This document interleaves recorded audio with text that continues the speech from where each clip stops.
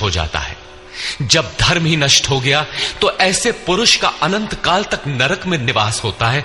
ऐसा हमने सुना है, देखा नहीं, सुना है।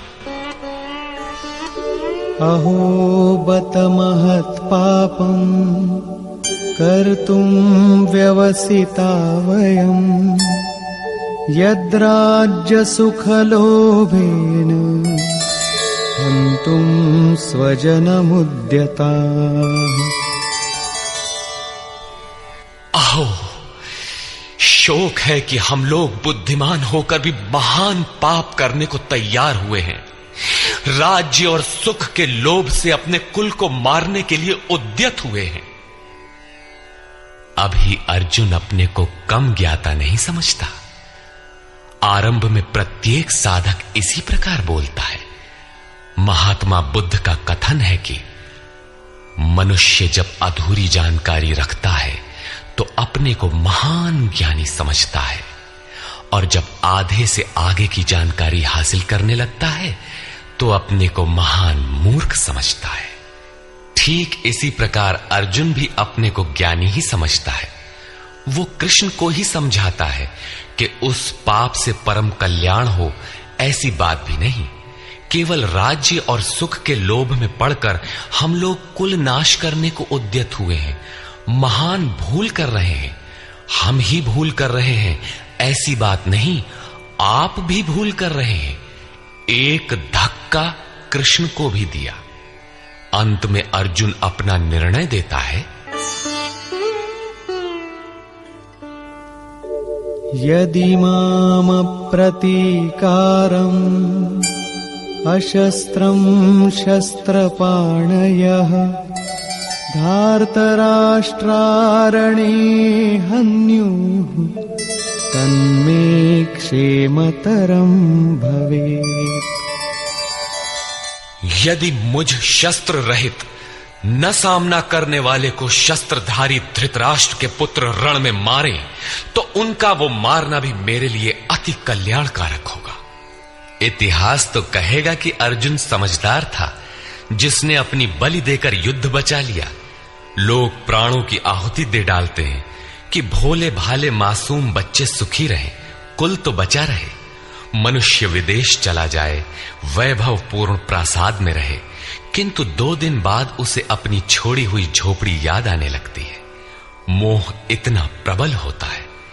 इसीलिए अर्जुन कहता है कि शस्त्रधारी धृतराष्ट्र के पुत्र मुझ न प्रतिकार करने वाले को रण में मार दें, तब भी वो मेरे लिए अति कल्याणकारी होगा, ताकि लड़के तो सुखी रहें।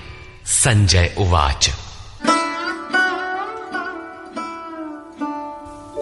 एवमुक्त्वार्जुनः संख्ये रथोपस्थ उपाविशत् विसृज्य सशरम् चापम् शोकसंविघ्नमानसः।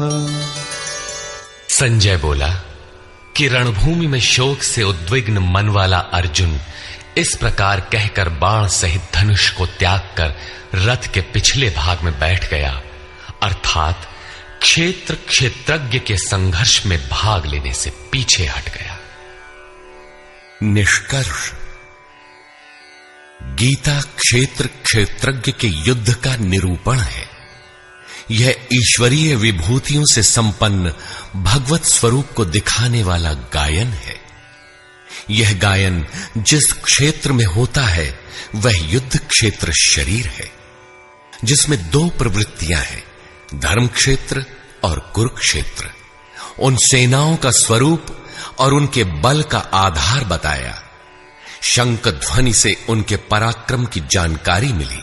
तदनंतर जिस सेना से लड़ना है उसका निरीक्षण हुआ, जिसकी गणना 18 अक्षौहिणी अर्थात लगभग 6.5 अरब कही जाती है, किंतु वस्तुतः वे अनंत हैं।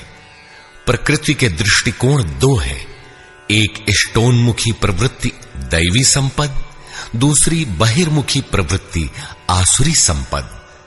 दोनों प्रकृति ही हैं। एक इष्ट की ओर उन्मुख करती है, परम धर्म परमात्मा की ओर ले जाती है, और दूसरी प्रकृति में विश्वास दिलाती है।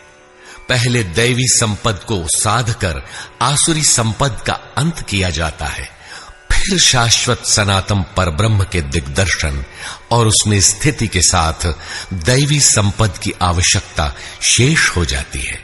युद्ध का परिणाम निकल आता है। अर्जुन को सैन्य निरीक्षण में अपना परिवार ही दिखाई पड़ता है, जिसे मारना है। जहां तक संबंध है उतना ही जगत है। अनुराग के प्रथम चरण में पारिवारिक मोह बाधक बनता है। साधक जब देखता है कि मधुर संबंधों में इतना विच्छेद हो जाएगा जैसे वे थे ही नहीं, तो उसे घबराहट होने लगती है। स्वजना शक्ति को मारने में उसे अकल्याण दिखाई देने लगता है। वह प्रचलित रूढ़ियों में अपना बचाव ढूंढने लगता है, जैसा अर्जुन ने किया। उसने कहा, कुल धर्म ही सनातन धर्म है। इस युद्ध से सनातन धर्म नष्ट हो जाएगा, कुल की स्त्रियां दूषित होंगी, वर्ण संकर पैदा होगा, जो कुल और कुलघातियों को अनंत काल तक नरक में ले जाने के लिए ही होता है। अर्जुन अपनी समझ से सनातन धर्म की रक्षा के लिए विकल है। उसने श्री कृष्ण से अनुरोध किया कि हम लोग समझदार होकर भी ये महान पाप क्यों करें?